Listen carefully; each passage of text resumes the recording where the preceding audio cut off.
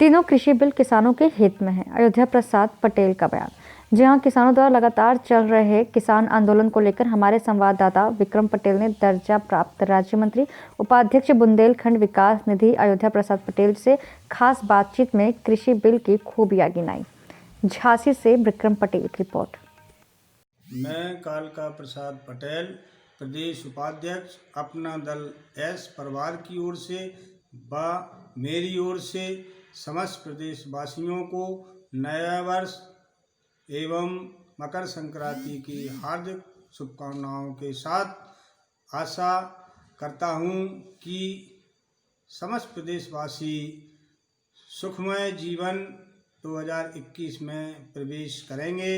इसी आशा विश्वास के साथ सभी को मेरा प्रणाम, नमस्कार। उत्तर प्रदेश के दर्जा प्राप्त राज्य मंत्री अयोध्या प्रसाद पटेल जी हैं और हम इनसे जानना चाहेंगे कि जो किसान आंदोलन चल रहा है, 31 दिन हो चुके हैं अभी, तो इस पर क्या प्रतिक्रिया है आपकी?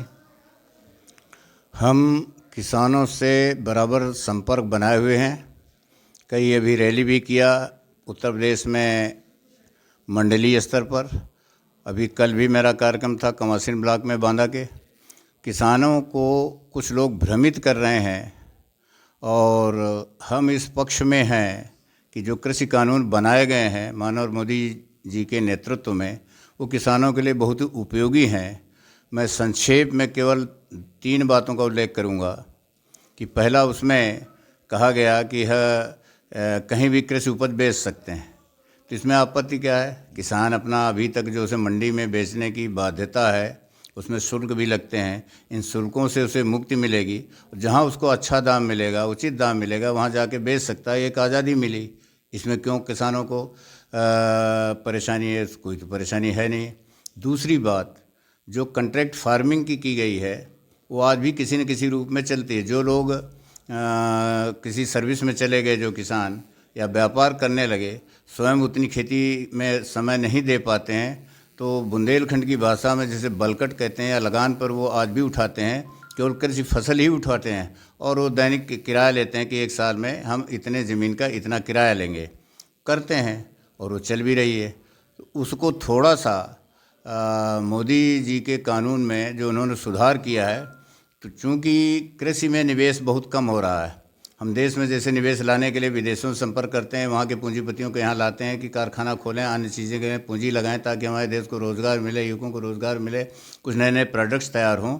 उसी तरह से ये हुआ कि कृषि में निवेश हमारा किसान सामान्य कर नहीं पाता है। जो सर्विस वगैरह जिसके घर में चले गए, वो ज़्यादा से ज़्यादा ट्यूबवेल ले लेगा, ट्रैक्टर ले लेगा, अथवा कोई व्यापार में चला गया, वो थोड़ा बहुत लगा पाता है। सामान्य जो खेती कर रहा है, वो अन्य कोई कृषि की प्रगति के लिए जो नई टेक्नोलॉजी है उसको अपनाने के लिए जो यंत्र आदि खरीदने हैं, वो नहीं कर पाता। तो कृषि में भी निवेश बढ़े ताकि नई फसलें तैयार हो, नया उपज तैयार हो, अधिक उपज तैयार हो। इसलिए कुछ ऐसे लोग जो संपन्न हैं, वो खेती में अपना निवेश करें और खेती के लिए अनुबंध करें। ये किया गया है ताकि पूंजी इसमें ज़्यादा लगे। उसका उद्देश्य कहीं भी जो किसानों को बरगलाया जा रहा है कि उनकी खेती चली जाएगी, उसमें कहीं है ही नहीं कि किसान, उसका खेती से कोई संबंध नहीं कि वो चली जाएगी खेती। उसमें तो कृषि उपज का है। दूसरी बात, जो अनुबंध है हो जाने के बाद व्यापारी जो अनुबंध करेगा वो उसको तोड़ नहीं सकता, लेकिन किसान को ये छूट है कि वो जब चाहे तोड़ दे। तो किसान तो बहुत आज़ाद है, जब चाहे संबंध को तोड़ दे, उसे नहीं लगता है उचित है तो तोड़ दे। तो इसमें किसान के फ़ायदे के लिए किया गया है ताकि खेती में और अधिक निवेश हो। रहा MSP का, जो मिनिमम सपोर्ट प्राइस है, न्यूनतम समर्थन मूल्य, वो पहले भी चल रहा था, आगे भी चलने के लिए सरकार ने कहा कि चलेगी और उसमें कहीं कोई कमी नहीं आएगी। पहले से ज़्यादा MSP पे खरीद हो रही है। हर साल उसका बजट बढ़ाया जा रहा है किसानों के बेहतरी के लिए। केवल एक बार कांग्रेस की सरकार में 50,000 करोड़ रुपए दिया गया था।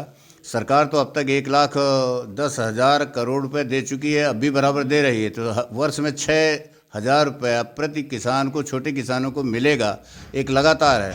उसी प्रकार सॉइल हेल्थ कार्ड, जैसे अभी यहाँ देखा कि हमारी मिट्टी की क्या आवश्यकता है, किस प्रकार की खाद की आवश्यकता है, क्या उसमें उपज ठीक रहेगी, इस ढंग से वो चालू किया। फसल बीमा जो कभी पहले थी नहीं, राजनाथ सिंह जब कृषि मंत्री थे तो उन्होंने चालू किया। फसल बीमा से हमें जो दैवीय आपदा के कारण हमारी खेती को नुकसान होता है, वो नुकसान अगर हुआ तो बीमा कंपनी उसकी भरपाई करेगी। फसल बीमा हमने लागू किया।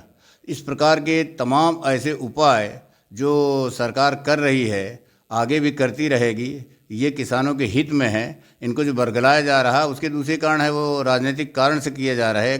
पंजाब के और हरियाणा के ही किसान इसमें ज़्यादा भाग ले रहे हैं, पर हरियाणा के भी सब नहीं ले रहे हैं। तो वहाँ पर क्या है कि जितना एमएसपी का फ़ायदा पंजाब के किसानों को होता है, जितनी गेहूं धान खरीद इन्हीं क्षेत्रों में होती है, उसमें देश की कुल खरीद का लगभग 70% गेहूं और धान वहीं से खरीदा जाता है और ये एमएसपी का लाभ भी उन्हें लगता है। उन्हें लगता है कि यहाँ की फसल जब बाहर जाने लगेगी तो हमें जो हमारे वहाँ के आड़ती हैं उनको नुकसान होगा। इस कारण से वो विरोध कर रहे हैं।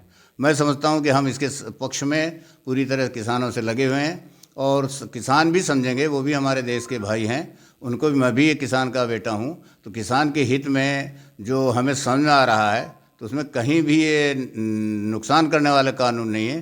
फिर तीसरी चीज़ मैं बता रहा हूँ जो हर एक से कहता हूँ कि कोई कानून होता है, कानून को न मानने वालों को सज़ा मिलती है। ये कानून ऐसा बना है जो वैकल्पिक है।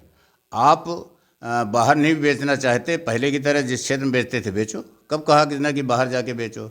आप कॉन्ट्रैक्ट फार्मिंग नहीं करना चाहते, मत करो। किसने कहा कि आपको ज़रूरी है कि आप कॉन्ट्रैक्ट फार्मिंग करनी ही पड़ेगी? इसी प्रकार एमएसपी पे आप नहीं बेचना चाहते, कम ज़्यादा दाम में कच्चा माल होता है, ज़्यादा दिन तक टिक नहीं सकता है, तो आप कम ज़्यादा पे भी बेच सकते हो। तो सारी तो छूट है। आप कोई चीज़ न मानो तीनों कानून में, तब भी आपको कोई नुकसान नहीं है। आप तो जहाँ चाहें वैसे रह सकते हैं। इसलिए इस कानून को मानने में ही हमें भलाई दिखती किसानों की। इसलिए इसके पक्ष में हम बराबर किसानों से संवाद कर रहे हैं, बात कर रहे हैं, उनको बातें बताते हैं। किसान और सरकार के बीच में जो गतिरोध है ये लगभग कब तक ख़त्म हो जाए, क्या लगता है आपको? अब मुझे लगता है कल एक सहारा में कुछ न्यूज़ ऐसी निकली थी कि किसानों के समझ में आ रहा है, तो वो जो तीनों कानूनों को कह रहे हैं कि वापस लो तभी हम कोई बात करेंगे, तो शायद उससे पीछे हटेंगे और हटना भी चाहिए। सरकार जब ये कह रही थी, आज भी हमारे रक्षा मंत्री राजनाथ सिंह जी का भी आया है कि भाई अगर आपको 2 साल 3 साल देख लो इस कानून को लागू करके। तो कानून तो संविधान में तमाम संशोधन हो चुके हैं। 3 साल लागू करने के बाद भी अगर उसमें कुछ कमियां लगती हैं, 2 साल में कोई कमियां लगती है, उसमें संशोधन फिर किया जाएगा। आज जो आपको लग रहा है आप आओ वार्ता करो, आपकी क्या आवश्यकता है, हम वार्ता करने को तैयार हैं। तो उस प्रकार से सरकार तैयार है और मैं समझता हूँ कि शायद कोई भविष्यवाणी तो नहीं कर सकता, लेकिन मुझे ऐसा लगता है कि 15 दिन के अंदर कोई ना कोई समाधान निकलेगा। यूपीएस न्यूज़ 24 से बात करने के लिए बहुत बहुत धन्यवाद। आपको भी बहुत बहुत धन्यवाद।